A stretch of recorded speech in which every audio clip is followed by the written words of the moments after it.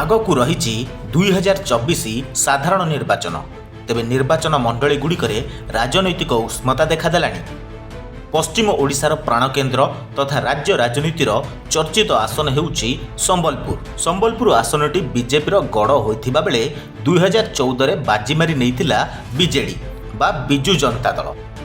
ବର୍ତ୍ତମାନର ପରିସ୍ଥିତିରେ ସବୁ ଚିତ୍ର ବଦଳି ସାରିଲାଣି। ସେ କାଳର ନେତା ଆଉ ଆଗଭର ନାହାନ୍ତି କି ନୂଆ ନେତାଙ୍କୁ ଦଳ ଭରସା କରିପାରୁନି, ଯାହାଫଳରେ ସମ୍ବଲପୁର ବିଧାନସଭା ପାଇଁ କଂଗ୍ରେସ, ବିଜେପି କିମ୍ବା ବିଜେଡି କୌଣସି ଦଳ ପ୍ରାର୍ଥୀ କିଏ ହେବ ଇସାରା ବି କରୁନାହାନ୍ତି। ଏଥର ସମ୍ବଲପୁର ବିଧାନସଭା ନିର୍ବାଚନରେ ତିନି ପ୍ରମୁଖ ଦଳରୁ ନୂଆ ପ୍ରାର୍ଥୀ ମଇଦାନକୁ ଆସିପାରନ୍ତି ବୋଲି ଚର୍ଚ୍ଚା ହେଉଛି। 2019ରେ ସମ୍ବଲପୁର ଆସନକୁ ବିଜେପି ହାତେଇଥିବା ବେଳେ ପୁଣି କେମିତି କ୍ଷମତାରେ ରହିବ ସେ ନେଇ ଶୀର୍ଷ ନେତୃତ୍ୱ ବେଶ୍ କସରତ କରିବେ। ସେହିପରି କେନ୍ଦ୍ରମନ୍ତ୍ରୀ ଧର୍ମେନ୍ଦ୍ର ପ୍ରଧାନ ସମ୍ବଲପୁର ଲୋକସଭା ଆସନରୁ ପ୍ରାର୍ଥୀ ହେବା ଏକ ପ୍ରକାର ଫାଇନାଲ ହୋଇଥିବା ବେଳେ ସମ୍ବଲପୁର ବିଧାନସଭା ଆସନ ହାତେଇବା ପାଇଁ ପ୍ରାଣପଣେ ଉଦ୍ୟମ କରିବେ। ହେଲେ ସମ୍ବଲପୁର ବିଜେପିରେ ଟାଇଗର କୁହାଯାଉଥିବା ବର୍ତ୍ତମାନର ବିଧାୟକ ଜୟନାରାୟଣ ମିଶ୍ରଙ୍କ ଅସୁସ୍ଥତା କାରଣରୁ ସେ ନିର୍ବାଚନ ମଣ୍ଡଳୀରୁ ଦୂରରେ ରହିଛନ୍ତି। ନିର୍ବାଚନ ମଣ୍ଡଳୀ ବୁଲିବା ଆରମ୍ଭ କରିଥିବା ବେଳେ ସେତେଟା ଗ୍ରହଣୀୟ ହୋଇପାରିନାହାନ୍ତି। ଏ ଭିତରେ ସମ୍ବଲପୁର ବିଜେପିରେ ବିଧାନସଭା ଆସନ ପାଇଁ ଡଜନେ ଆଶାୟୀ ଉଭା ହେଲେଣି। ସେଥିପାଇଁ ବିଜେପି ମଧ୍ୟ ଜୟଙ୍କ ଅନୁପସ୍ଥିତିରେ କାହାକୁ ଟିକେଟ୍ ଦେବ ସେ ନେଇ ମାନସ ମନ୍ଥନ କରୁଛି। ଏଥର ବିଜେପି ସ୍ଥାନୀୟ ଓ ନିର୍ବିବାଦୀୟ ବ୍ୟକ୍ତିଙ୍କୁ ଟିକେଟ୍ ଦେବ ବୋଲି ଆଶା କରାଯାଉଛି। ସ୍ଥାନୀୟ ଦୃଢ଼ ସଂଗଠକଙ୍କୁ ଦଳ ଟିକେଟ୍ ଦେଲେ ବିଜେଡିକୁ ପରାଜିତ କରିପାରିବ ବୋଲି କୁହାଯାଉଛି। ଏହାସହ ଗୋଷ୍ଠୀ କନ୍ଦଳ ରହିଲେ ବିଜେଡି ଜିତିବା ଏକ ପ୍ରକାର ଥୟ। ତେବେ ଏଥର ରେସ୍ରେ ଆଗରେ ରହିଛନ୍ତି ସମାଜସେବୀ ତଥା କଳାମାଟି ସରପଞ୍ଚ ଡକ୍ଟର ସୁଷମା ସାହୁ। ସୁଷମା ସାହୁ ଆଶାୟୀ ତାଲିକାର ଶୀର୍ଷରେ ରହିଛନ୍ତି।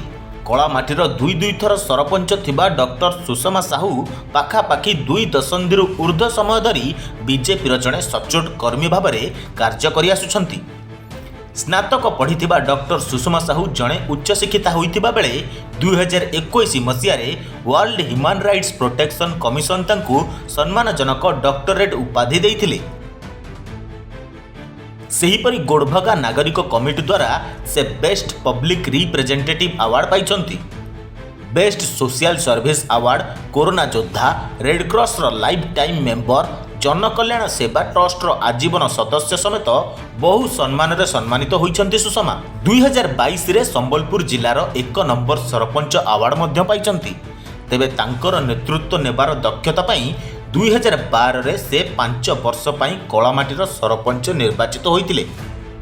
ସେହିପରି 2017ରେ ସମିତି ସଭ୍ୟା ରୂପେ ବିଜୟୀ ହୋଇ ବ୍ଲକ ଉପାଧ୍ୟକ୍ଷା ହୋଇଥିଲେ। ବର୍ତ୍ତମାନ ସେ କଳାମାଟିର ସରପଞ୍ଚ ଥିବାବେଳେ 2001ରୁ ଅଲ୍ ଇଣ୍ଡିଆ ହ୍ୟାଣ୍ଡଲୁମ୍ ଆଣ୍ଡ ହ୍ୟାଣ୍ଡିକ୍ରାଫ୍ଟର ସଦସ୍ୟ ରହିଛନ୍ତି।